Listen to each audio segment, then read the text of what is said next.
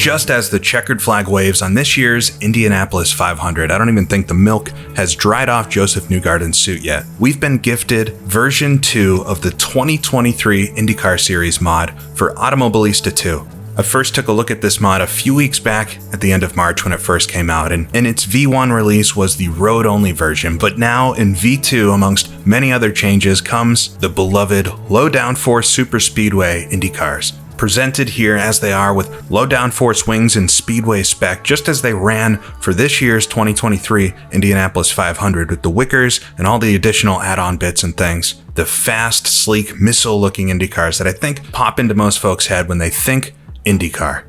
But this has so much more. It has all of the drivers and cars that have raced in IndyCar up to this point. That includes road and other oval variants, as well as the full field from this year's Indianapolis 500. They've upgraded with different steering wheel models for different teams. So if you drive a Ganassi car, you'll have Scott Dixon's steering wheel, or if you drive a Penske, you'll have a wheel that looks like 500 winner Joseph Newgarden's.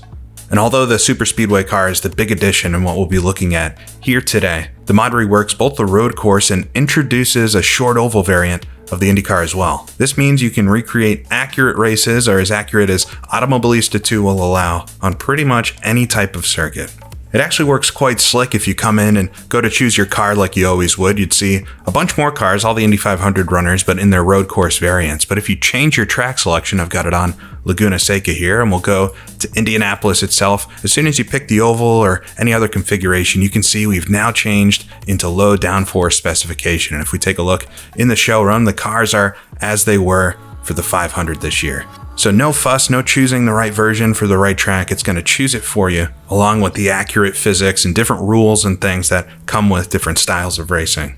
As with the prior version of this mod, this is all available for free on Race Department, and the biggest hurdle is the installation itself. But in the works has been a content manager type application for AMS2 that promises to make a lot of this a lot easier. And while that's currently in a beta state, I would expect in the not too distant future to be able to install AMS2 mods just as easily as you do in Assetto Corsa or other sims.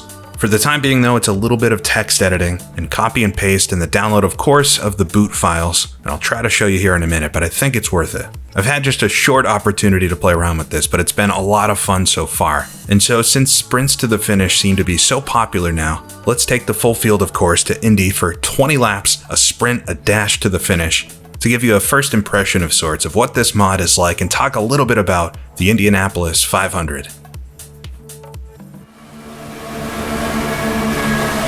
So on the pace lap at Indianapolis for a 20-lap sprint, I'm driving Joseph Newgarden's Chevy Penske. You can see Penske right on the steering wheel there.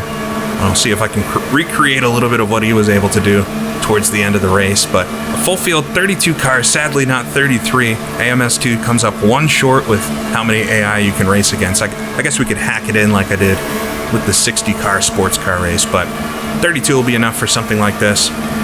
And see if I can work my way to the front and avoid some of the chaos.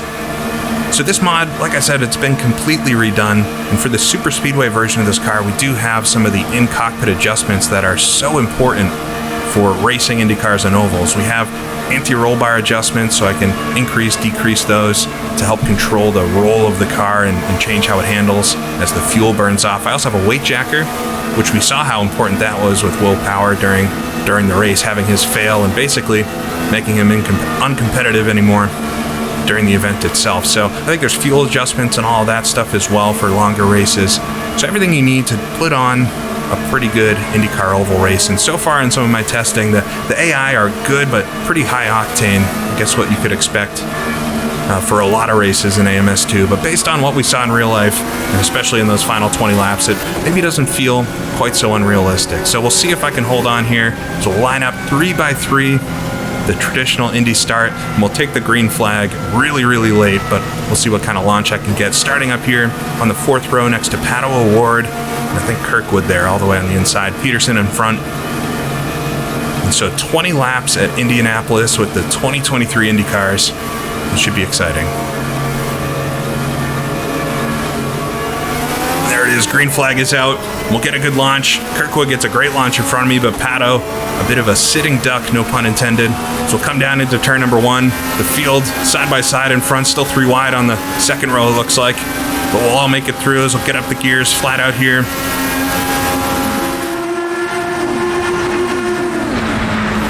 Right in the slipstream, I think Will Power in front as Kirkwood's going to look next to him.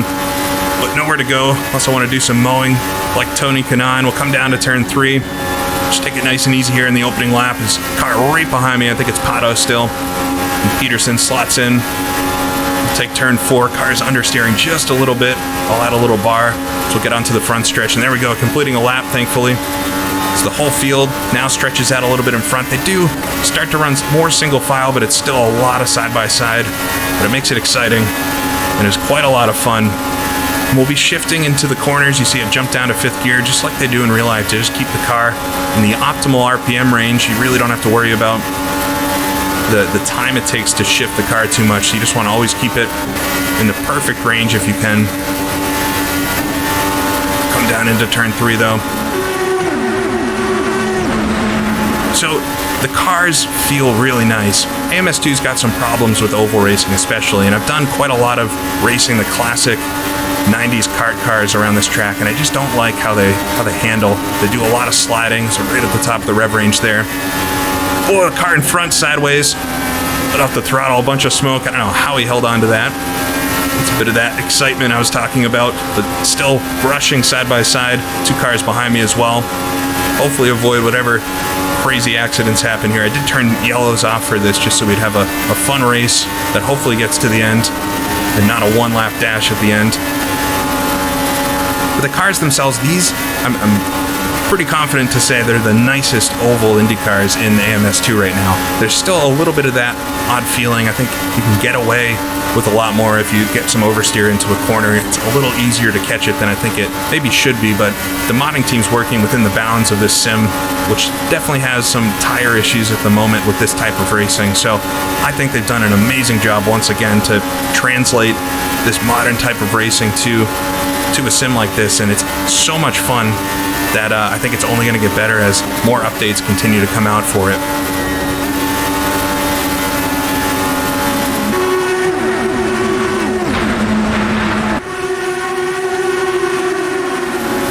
We'll try to get a run here on Kirkwood. So far, so good. Everybody's staying in a single file line after some of that craziness on the first couple laps. But here we go down the straight. We got him 3-4 wide in front. I think Ericsson just a couple cars up from me and still really hugging the grass there. Will Power is on the curbing. I wouldn't try that, but they can get away with it looks like. All right, and get onto the backstretch. Whoa, Kirkwood's going to slide me up towards the wall. Have to jump down. I got out of the throttle for a minute, so kills my momentum. Boy, fades in on me there. It scared me a bit. All right, that's how we're going to race in this. Seeing Kirkwood here, I have to say, the main thing I take away from this year is just how grateful I am that crash he had. Both he and everybody involved, Rosenquist were okay, but more importantly, or just as important, that tire did not hit the crowd. For those of us that have been around for a while and lived through that period, it seemed in the late 90s, where that type of thing happened a few times, there's never a good ending to it. And the fact that, if you look at the speedway, how much of the outside of the track is covered in grandstands and crowds as Kirkwood squeezes me down to the grass, almost Tony Kanaan style. I'm gonna mow the lawn there. But so much of this track has grandstands around it, and the fact that a tire could exit the track and not hit somebody is pure luck. We have to be very thankful that didn't happen, because there's no way that would end well.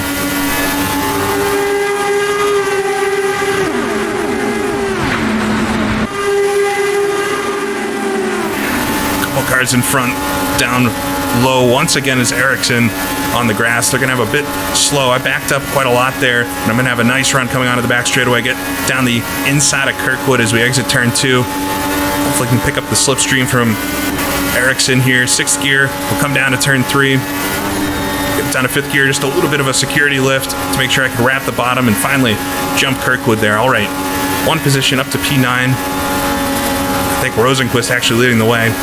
It's so cool to race something like this the day after and have all the real cars and everything that participated in the race. Something you've been able to do for years and years in sims like NASCAR 2003. It's one of the most favorite things to do after Daytona 500, get on there and download all the paint schemes and everything. So to be able to do it with Indy cars is just a lot of fun. And I think it's doing a great job at what it does, as here's Ericsson nowhere to go really. I don't think the outside's going to work, but I can try to squeeze him as he's going to squeeze me towards the wall. Oh, I got to let up. Here comes Kirkwood as the car slides a bunch there. And I was able to catch it as Sato now comes up behind me. No, it's Pato O'Ward again.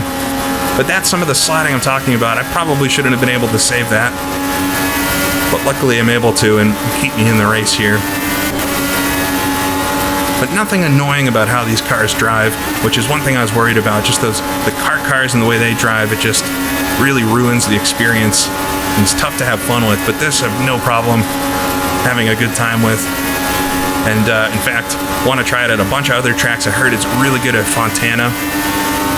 And even trying the short oval package, I tried that already with the road package on Gateway, but now that we have a proper short oval with things like push to pass disabled, then it could be quite a lot of fun. Come back onto the front stretch, so back down to 10th, and we're just about halfway here, so I've sat pretty much in the same spot since the start. I guess we shuffled around just a little bit, and I got a good run here, but not going to be able to go anywhere with it as Kirkwood sits in the middle of the track. I run out wide. Here comes Pato up the inside. Whoa, right to the outside wall. He squeezes me there. Try to pinch him just a little bit, but don't want to make contact. You can damage the cars really easy. I was actually able to hold him off there around the outside, so I got to remember that.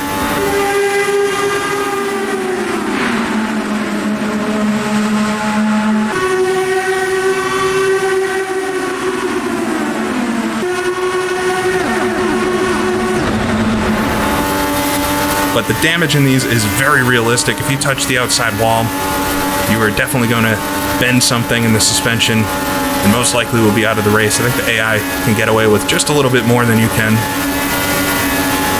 So it looks like Pelot swapping it up with Heusinkveld up front. I want to get up there and try to challenge for him. All right, here we go. Nice run down the front straightaway behind Kirkwood. See if I can get up the inside as we'll head down to turn 1. It's always the most narrow-looking corner is McLaughlin on the grass in front. Just keep my foot in it as Kirkwood's actually able to wrap the outside. It's a bit pack racy, but it makes it very exciting. So stay right in the slipstream of Ericsson as well. I'm going to get squeezed to the outside again, but it's really, I'm just going to lose a position to O'Ward if I try that again. The force feedback feels really nice in these cars as well. And strong. It's very precise feeling, I guess I'd say. There's a lot of sharper movements and no slop in it, which is always really nice. Get it up to 6th gear. So once again, get my nose in there. Up the inside. Oh, I make a bit of contact. Smoke in front. As McLaughlin almost spun out there again. I'm lucky to be able to get away with that one as Kirkwood gets held up with these two side by side. Try to get up the inside. Got it down to 4th gear because it bogged down a lot. We'll squeeze right to the grass with Ericsson on the outside. 3 wide, coming down to turn 3. That's not going to work.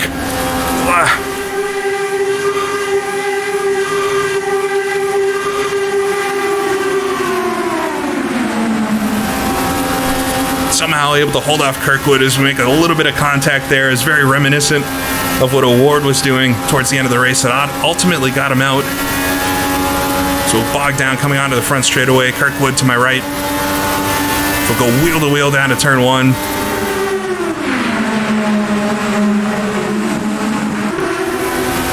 I'm barely holding on to the car as I made contact with the curb, and Kirkwood's going to get around. I'm getting swallowed up from the cars behind. It's so easy to do once you lose the momentum. You can see how it can happen. This O'Ward's going to slide around. We got Santino Ferrucci as I top out 4th gear there. All right. We're going to settle back in here. So I'm already back down to 11th. We at least need to finish higher than where I started to make this acceptable. But it's not easy, so I've got them at 102%. And I've only done a small amount of setup tweaking. There's definitely some more that could happen to make the car a little easier to drive flat out. But I don't think it's super far away, so the AI are very competitive and seem to take quite a few different lines and things. So sometimes you can find in oval racing and sims with AI that you're kind of able to solve them, where you figure out the lines they run or where you can push them to have an advantage. And this seems a little more complex than that, which is nice. It means you can't just figure out the way to bully the AI to do what you want quite as easily. So keeps it fresh. Be exciting to try to do a longer race with this. I don't know how they'll do on strategy. So we'll come to the inside of O'Ward then. Oh, he's kind of squeezing me down. Get it up to 6th gear. This Santucci's going to come up behind me. Whoa. Ferrucci up the inside will just try to wrap the outside there and carry the speed. He's actually able to hold it in there, try to get this slipstream off Kirkwood in front. Come on. Dives to the inside with Santino there. Just behind me. I'm topping out of 5th gear, but I don't quite have the speed to use 6th. Gotta fool around with the gears a bit more. I did have to change them for this. Should mention that the mod itself features different boost for qualifying mode. And perhaps the biggest thing missing for oval racing is I have a great run on Kirkwood there. I'll maybe easily get him down the front stretch. But one of the biggest things missing for oval racing in AMS2, because it does have the rolling starts and yellow flags and all of that, but there's no single car qualifying, which is such a big gap for this type of thing, especially with Indy and how iconic the qualifying is here. So I would love to see that added, because otherwise we've got something that feels a lot like a pretty decent IndyCar game, I would say. And a lot of good tracks and things across road and oval circuits to have some good fun in AMS2. So with this mod, I think you've got something that's a ton of fun to play and lets you recreate a little bit of that Indy 500 that you just saw.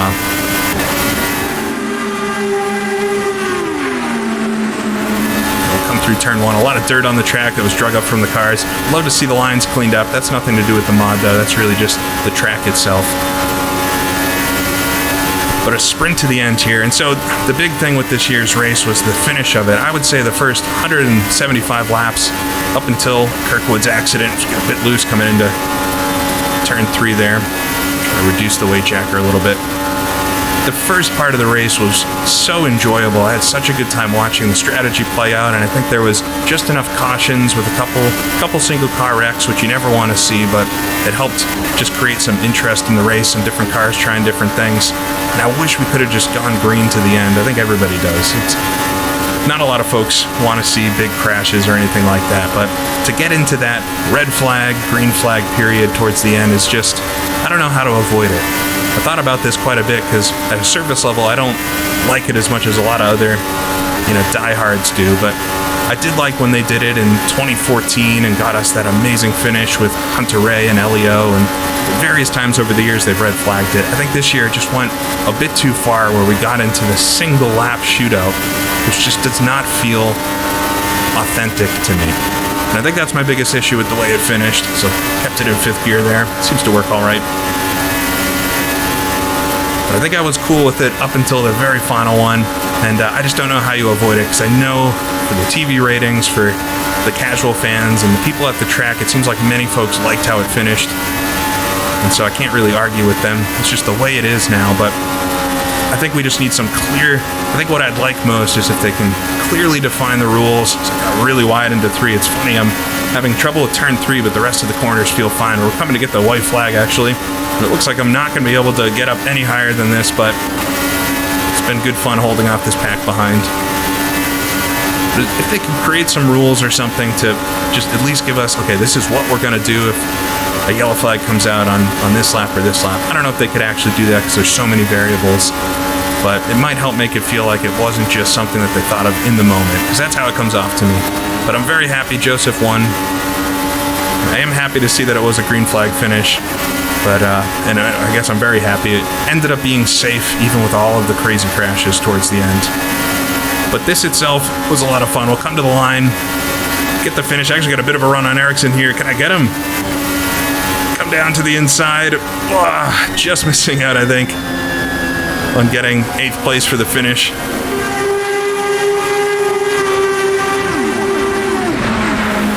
But a fun little sprint race there. This mod is really, really fun, and I highly, highly recommend it if you like IndyCar.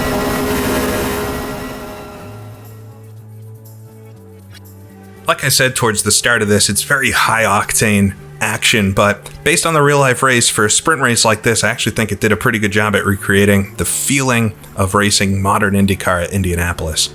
I'm going to do some testing with this to see how a longer race with pit stops and things would play out. Hopefully the AI make good decisions, but that's not really anything to do with the mod. It's more just, can AMS2 handle that? But I've got my fingers crossed that that'll work out well, because I do enjoy driving this quite a bit. It doesn't quite feel on the level of iRacing's IndyCar or rFactor 2's IndyCar physics-wise, But if I haven't said it enough, I don't think that's anything to do with what the Chaos modding team can do to make a mod. They've really made the best oval IndyCar that's in AMS2, and it's enjoyable to drive, it's predictable, it doesn't feel disconnected in a way that some of the other cars do, and it put on a pretty entertaining race here. So my highest thanks and admiration to the entire Chaos modding team for making something like this and sticking with this project. I know there were some ups and downs with various things, especially with the initial release, but overall, I see nothing but positive feedback and happy to say that this is continuing in the footsteps of that first version of the mod and is an absolute must-have for AMS2 if you like IndyCar. I think also it's not a bad option if you're looking to play IndyCar and want something to do that in. Installing mods in AMS2 is not great at the moment. It's still a little bit tricky, but with that new content manager that's supposed to be coming out, hopefully it gets a whole lot easier in the not too distant future. So as always, I'll put a link in the description to this mod. Go give your thumbs up to the Chaos modding group for making something that's so awesome and so quickly right after the race has finished lets us have a bit of fun and remember just how chaotic this year's Indy 500 was. But that's it for now. I'm sure I'll be back with this at some point. If you'd like to see a race on any circuit, oval or otherwise, let me know. Maybe try to do something a bit longer at some point. But for now, thank you for watching. This is GP Laps, and I'll see you all again next time.